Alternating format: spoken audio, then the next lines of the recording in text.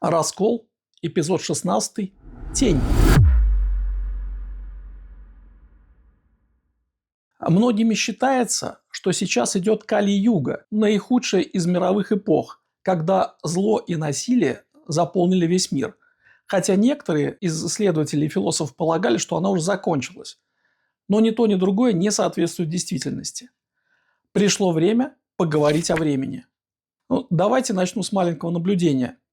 В 1995 году я переехал из Питера в Москву, и меня удивило несколько вещей. Первая вещь, которая бросалась в глаза, что в Москве тогда никто не читал по сравнению с Питером. В питерском метро еще оставалось достаточно много людей, которые читали книжки, газеты. В Москве этого не было даже близко. Второе, что меня удивило, это речь. Речь эта отличалась. Она такая была, как сказать, не очень классическая, не очень литературная, что ли. А потом я понял, что в Москве достаточно много приезжих, и поэтому чисто московской речи, наверное, не осталось. Это та, которая была 100-200 лет назад. Сейчас некий помесь, но ухо очень резало.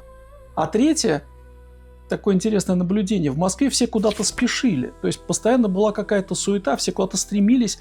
И поэтому темп передвижения внешнего был гораздо выше, чем в Питере. Но это, знаете, какая штука? Это внешняя скорость, а внутри я бы не сказал, что было быстрее.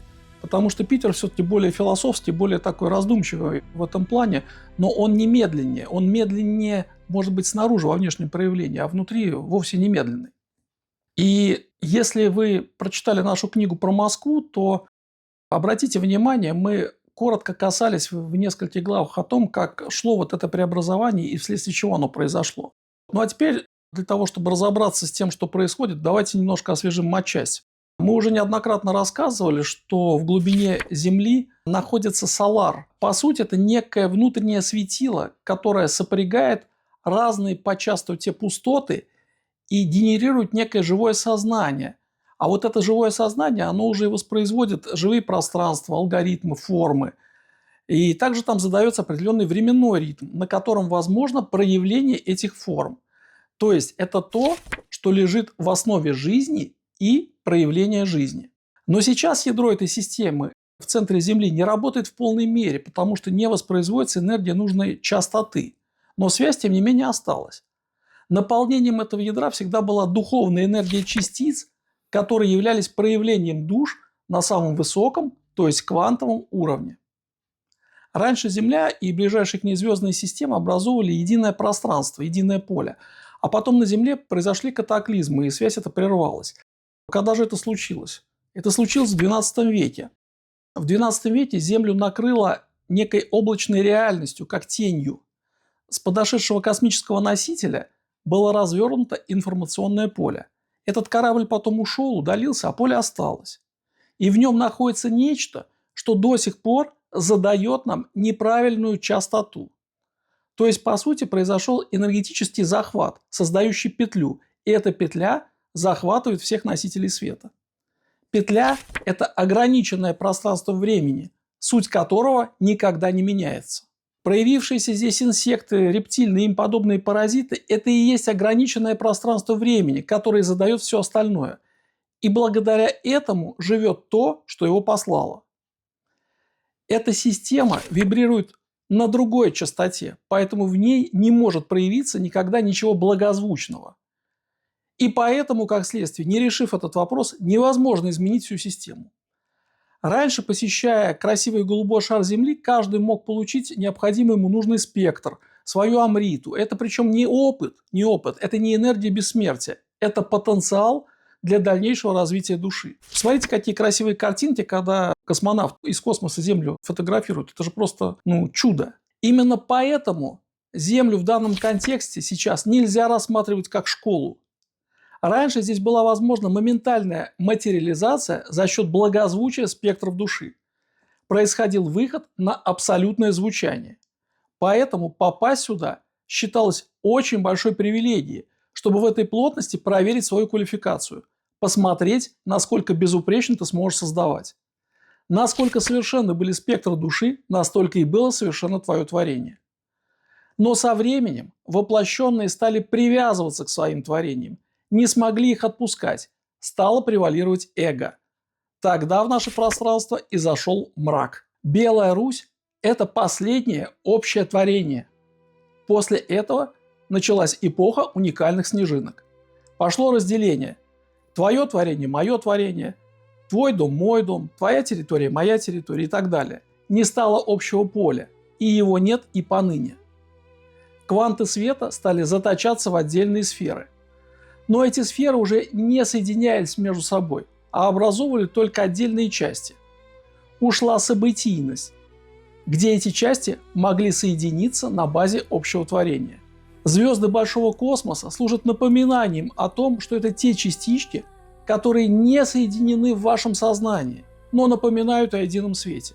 А звездный купол был создан ушедшими душами, чтобы напомнить всем о нерешенной тогда задаче. Нужно осознать не свой грех, а погрешность, когда что-то чуть-чуть повернулось, а ты уже не можешь ничего соединить с собой. Люди называют сейчас это углом зрения. Обратите внимание, все смотрят под своим углом. Красота жизни отражена в безупречных математических построениях, исключающих погрешность. А грехи постепенно становятся грехами, так как это не безупречно, ибо убивает природное внутри человека. Широко внедренная в массовое сознание Кали-юга – это та тень, которая наложена на плетень, а не какая-то самостоятельная историческая эпоха. Из-за этой тени ничего и не видно. Мы живем в эпоху тени. Но пока это не преодолено в умах и сердцах людей, эта тень не уйдет. Одни всегда будут обвинять других, потому что здесь на Земле одни не сумели уберечь поле, а другие привносили в это поле раздор.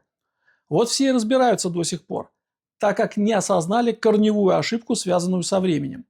Одни хотят сделать скачок, а другие тормозят его, происходит разрыв. И в этот разрыв в это время вставляется чужая система управления. Каждую ночь из космоса на Землю спускается информация в виде книг, посланий, лучей, но этот барьер пока не преодолен.